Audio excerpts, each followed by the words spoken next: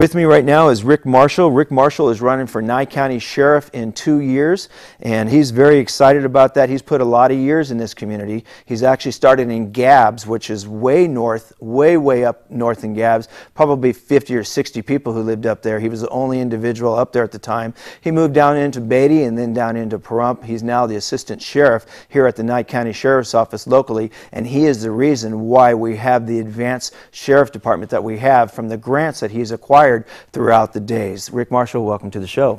Thank you, Vern. You're very kind for saying those things. How are you doing tonight? I'm doing good. It's been an interesting campaign. I've spent a lot of it with Judge Wonker and with James Oscarson. As James said, we've got to know a lot of great people. We went to Railroad Valley days. We've been to Belmont, Manhattan. I didn't get to go with James out to Logandale. That's in Clark County, but I would have liked to. Just tremendous people, tremendous receptions wherever we went. I had a lot of positive feedback on myself, asking me if I was going to run, and of course I've told people I am. I've been in this county for 25 years. I've been to every community. I know what each community's policing needs are. Each one is unique and separate and distinct from the others, and it's just a tremendous feeling when someone tells you that they're going to give their vote to you and put their trust and faith in your ability to do the job as the elected sheriff. So I hope to build on the successes from the previous sheriffs that I've worked for. And of course, everybody that goes into office has their own way of doing things and putting their own spin on it. I'm a big believer in if it's not broke, you don't try to fix it. And of course, I'll have my own ideas and things like that. And Sheriff DeMaio has encouraged me to come out with my own ideas and my own platform and hit the campaign trail now, even though the election is 2 years away. Rick, you have been out here, like you said, 22 years. You have family out here. Your daughter just has taken a man in marriage. Your other daughter is getting married. You're growing up here. You're a staple in our community. That's got to be a nice platform for the voters out there to draw from to elect a sheriff who's been here, understands the community, and understands what the community needs. With you being in the position as assistant sheriff, you've also seen everything that the jail's doing since you've ran the jail for a long time. You've seen everything that narcotics is doing. You've seen everything that the patrol's doing in traffic. This allows you to really understand why the Nye County Sheriff's Office is ready for your leadership. And I'd like you to tell me, why is that? What is it that your leadership will do over Ray Mallow, who's is going to run again, who Ted Holmes, he's going to run again, Bill Beck has announced that he's possibly going to run again. What is the difference between your leadership amongst all these guys, and what will Nye County receive from you being a sheriff? Well, a little correction, I've been here 25 years, I'm sorry. 22. That's okay, right. You did. And I just celebrated my 25th. There you go. I think, first off, I'm not going to run a campaign that disparages anyone. Everybody has the right to run if they feel that they're qualified. And I'm not going to be running against anyone. I'm going to be running on my merits and on my platform. I believe that my leadership style is one that's called participative management. I want the community to participate in the sheriff's office. I want the employees to participate. When I wrote a grant that remodeled our front office, I went to the employees and I told them, how do you guys want this done? And they said to me, what do you mean? And I said, well, I don't work the front office, you do. You as the employees have to have say in how the layout's going to be, where certain things are going to be, how it's going to be set up, because you have to live with it. I could set it up the way that I want it, but I don't work up front. I don't have to live with it, you do. And that's an example of participative management. You let the end users be involved in the management making decisions. It still rests with the chief executive officer, which would be the sheriff. Much like here at Channel 41, you're the chief executive officer.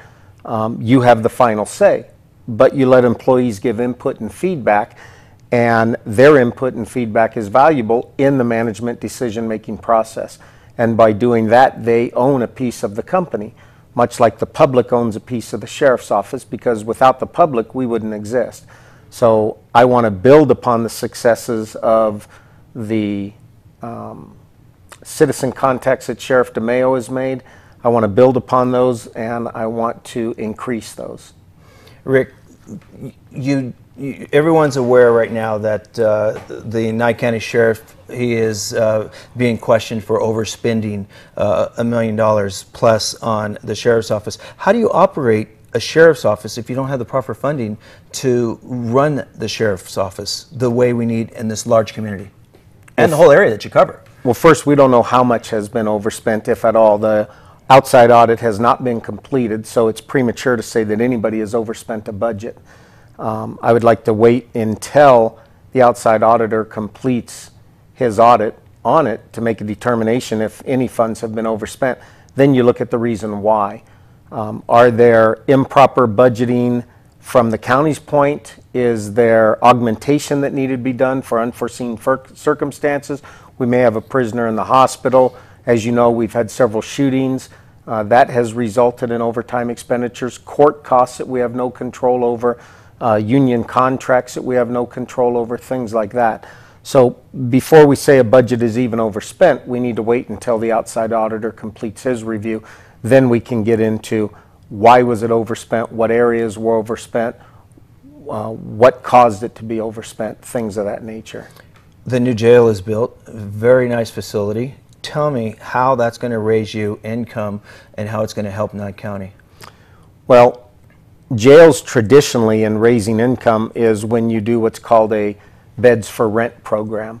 Other agencies, whether it's a federal or Las Vegas Metro or other agencies have prisoners, they don't have the bed space for it, so they will lease beds from you, and they'll pay sometimes up to $115 per prisoner per day to stay in the jail.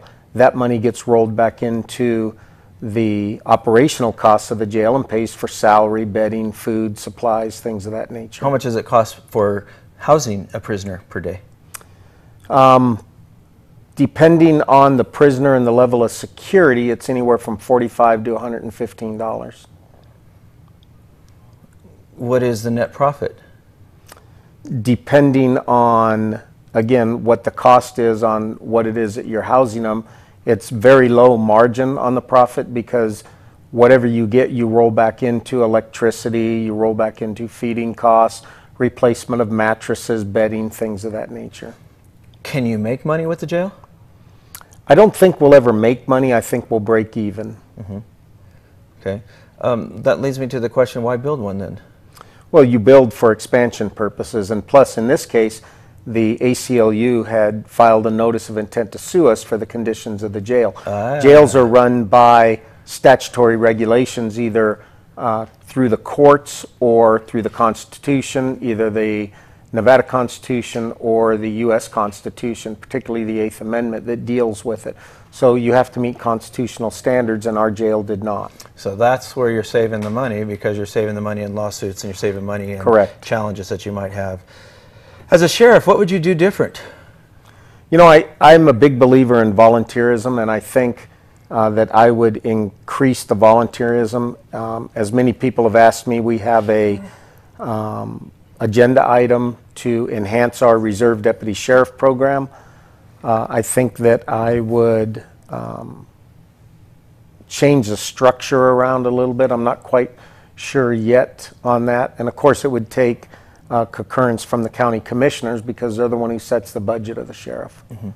Would you rearrange the sheriff's office the way it is today, or is that too early to ask such a question? No, I think I would change the divisions of the way the sheriff office is done. You're always going to have a north, south, and a central. You cannot get away from that. But I think that there's some personnel changes that I've talked to the sheriff about in terms of realignment of different divisions within the sheriff's office. Mm-hmm. Would you get a new car? Myself? Yeah. No, I believe that the new cars should go to the line level troops, because if I have an emergency at my house, I want the line level troops who are responding to it to have the best equipment available to get to handle that emergency. I like that. Yeah, so you're out for you guys. How about the motorcycle? I saw Tony riding the motorcycle today, the Harley. Tony was. Do you inherit the Harley? I do. I do. That's awesome. So, you know, I mean, I don't know. How much does it cost to run for sheriff? Probably around $40,000 to $50,000. I've been told as high as $75,000. To run for sheriff? Yes. Wow. A lot of money, lot of money. Well, I wish you all the luck. I do thank you for coming up here, and you've done a tremendous job at the Nye County Sheriff's Office on all levels. I mean, I've worked with you for 15 years, and I remember the first day I met you in the hallway over here when we were doing elections the first time, and everybody in the Sheriff's Office likes Rick Marshall. I appreciate that. Everybody, except for one person. But I appreciate that. Thank you. We appreciate you coming up here. And now we're going to talk just a little about, I have a visual here